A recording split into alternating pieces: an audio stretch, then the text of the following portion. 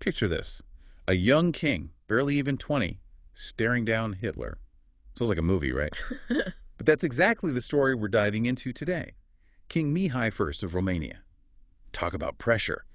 A leader in a world at war, and his impossible choice defy a dictator and maybe change history forever. You hit the nail on the head. Mihai's story shows just how fragile things were in Europe back then. Romania, with its oil and its location, it was a prize everyone wanted, Axis and allies alike. Mihai stuck right in the middle. Like a high-stakes chess match. Yeah, But with his whole country as the pieces. right. And to understand the choices he made, we have to see what he was dealing with. His dad, King Carol II, was forced out in 1940. That kicked off a crazy time in Romania's story. Forced out, huh? So what was it, a coup? Revolt? What happened? Well, it was kind of everything at once. You got to picture Romania in the late 1930s, fascism on the rise all over Europe, the Nazis breathing down everyone's necks. And inside Romania, you had the Iron Guard. Super nationalistic, anti-Semitic, the whole deal. Gaining power fast. They thought Carol was weak in the way of their so-called purified Romania. The Iron Guard. Like a Romanian version of those Nazi brown shirts we talked about before. Chilling. So they were the ones pushing Carol out. Yeah, they were putting on the pressure on the streets and the government everywhere. And then you had Hitler himself pulling strings, wanting Romania under his thumb. Carol had to give up land to the Soviets, then to Hungary. Made him look even weaker, like he couldn't protect his own people. So it wasn't just people inside Romania. These huge forces outside were squeezing him too. I bet that caused some chaos. Oh, it did. Angry mobs in Bucharest demanding Carol step down, the king packing his bags, running from the palace with his mistress, guards everywhere. A whole country was about to explode. Sounds like a movie scene. Escaping in the night, the whole bit. So who takes over after Carol's gone? This guy, General Ion Antonescu, military man, hardcore nationalist. And here's the thing. He really believed in that fascist stuff, teaming up with Hitler. He saw that as a way to get back the land Romania lost. And, maybe even more important, he thought Hitler was going to win. So Antonescu wasn't just Hitler's puppet. He actually wanted this alliance. You got it. They both wanted this new Europe, the way Hitler saw it, that shared belief. It made them a dangerous pair.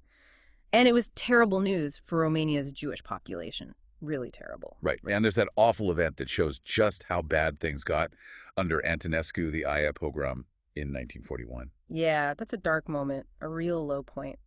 So, picture EA, a city in eastern Romania, air raid sirens, chaos everywhere. And then Antonescu's people, they start spreading lies, propaganda, blaming the Jews for the air raid, saying they were helping the enemy. Classic Nazi move.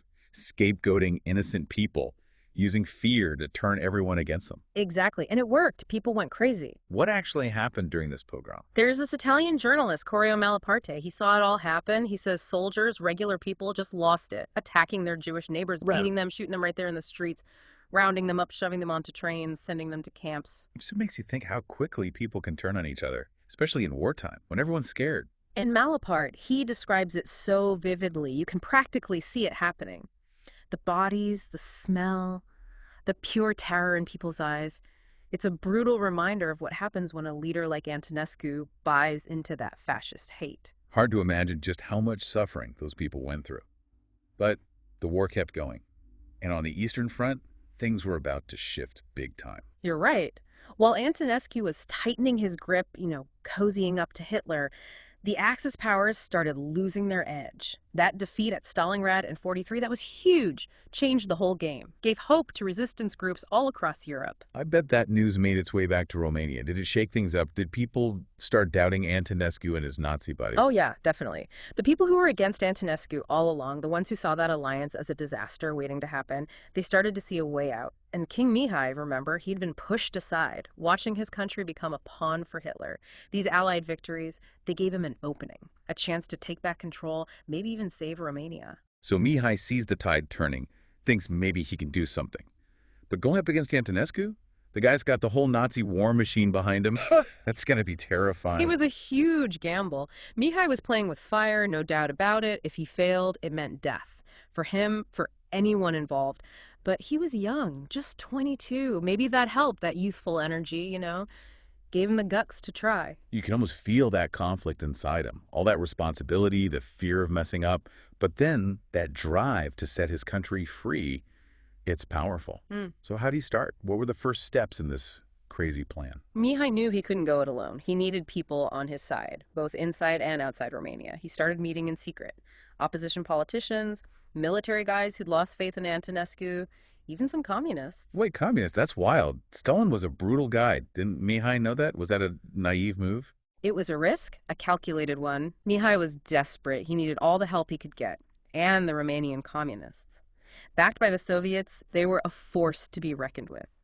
Remember, the Red Army was on the move, pushing towards Romania. It was a deal born out of necessity, not because Mihai liked what they stood for. So the king's surrounded by enemies, making deals with people he can't even trust. It's like Shakespeare, full of intrigue and betrayal. Yeah. How did they actually pull off this secret collaboration with the Soviets? It was a lot of cloak and dagger stuff. Secret messages, meetings in the shadows, everyone with their own agenda. Mihai's people met with Soviet officials in Cairo, in Moscow, hammering out a plan.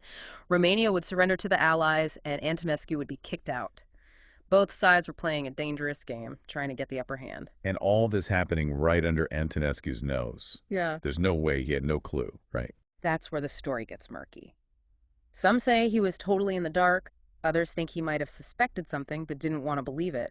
Maybe his ego, his faith in the army, it blinded him. Didn't see the cracks forming right under his feet. One way or another, it was all building up to this huge showdown. The young king versus the dictator. Like a Western, almost. It's almost showtime. This young king, ready to take on a dictator in the middle of a world war, no less. It's like something you'd see in a movie. How did he even begin to pull this off? Did he have some kind of secret weapon up his sleeve? Well, his secret weapon was planning. Careful planning. And nerves of steel. It all went down on August 23rd, 1944. Mihai calls Antonescu to the palace, says they need to talk about, war strategy. I can't even imagine the dictator just strolls in thinking it's a normal meeting. No idea he's walking into a trap. The tension must have been insane. Some stories say Mihai, even though he was so young, he stayed totally calm. Even offered Antonescu a glass of wine. Probably made the guy feel even more relaxed, like nothing was wrong. That's ice cold. So what happens? Does Mihai just lay it all out? Tell Antonescu to resign, just like that? He shows Antonescu this armistice agreement, already signed by the Allies. Tells him, Romania is surrendering, switching sides. Right now... I bet that didn't go over too well. Nope. Antonescu flat out refused. Saw it as a total betrayal. But see, that was the signal. Some loyal officers, they were hiding nearby. Mihai's guys, they burst in, arrest Antonescu on the spot. Wow. The dictator, outsmarted by this kid he probably thought he could control. Did Antonescu put up a fight? Depends who you ask. Some say he struggled at first, yelling about treason and all that, but it was over quick. Antonescu, the guy who seemed untouchable, he was a prisoner now, just like that. So Mihai pulls it off, this incredible coup. But getting rid of the dictator is one thing. What about the aftermath? The Nazis weren't just going to sit back and watch, right? Mihai knew that. He moves fast, gets on the radio, tells everyone, Romania is with the Allies now. Declares war on Germany. He knew the Germans would be furious, so he and his people, they get out of the palace right as German bombers start hitting Bucharest. Talk about a whirlwind. Everything changes in a flash. One bold move, and Romania's role in the war is flipped completely. What happened right after? What were the consequences? Big consequences. The oil fields, the ones the Germans needed so badly, they were in Allied hands now. And the Red Army, they'd been stuck at the border. Now they could push forward. Some historians even say Mihai's coup shortened the whole war in Europe, saved who knows how many lives. So Mihai, this young king who was basically a prisoner in his own palace, he becomes this hero, a major player in the Allied victory. People called him a liberator, a symbol of standing up to tyranny. He got top military honors from the U.S., the Soviet Union, everyone. You couldn't write a better story. But history's full of twists, isn't it? Yeah. What about Mihai? Did he get to lead a free Romania like he wanted? That's the sad part. The war ends, everyone's celebrating, but then this new threat appears. The Iron Curtain. Romania, with Soviet troops everywhere, falls under the communists. Mihai, war hero or not, he's in trouble again. Out of the frying pan into the fire. Couldn't catch a break, could he? It's almost Shakespearean, right?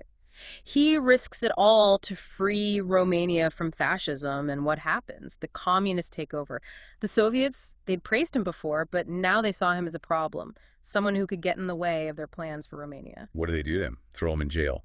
Worse. They were more subtle this time. They chipped away at his power, made him appoint communist ministers. He was a king in name only, a puppet again. That must have been crushing, seeing his dream of a free Romania slipping away. He tried to fight back, refused to sign anything he thought would hurt the country, but the pressure was relentless. 1947, he gets called to the palace, surrounded by troops, communist troops. They gave him a choice: abdicate or else. Or else what? What were they going to do? The prime minister, a hardcore communist, he threatened violence, said they'd execute hundreds of students who were protesting, supporting Mihai. So he was backed into a corner.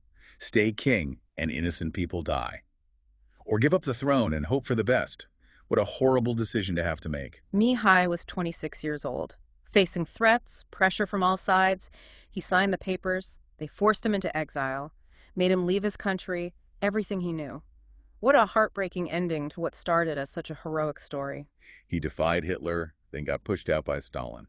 Mihai's story is one of those that just sticks with you. Incredible courage, but also you can't help but feel the tragedy of it all. He couldn't escape those forces that were changing Europe no matter how hard he fought. It really shows you how complicated history can be, how brave people can be standing up to dictators. And even when things seem impossible, there's always that hope that good will win out in the end. The human spirit, it's a powerful thing. Mihai might not have been king for long, but his story is inspiring.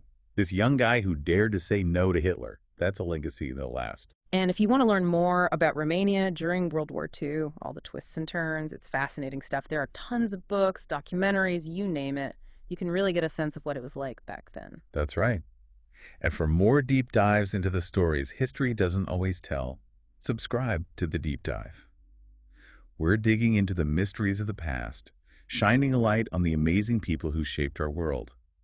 Until next time, keep exploring, keep asking questions, and keep diving deep.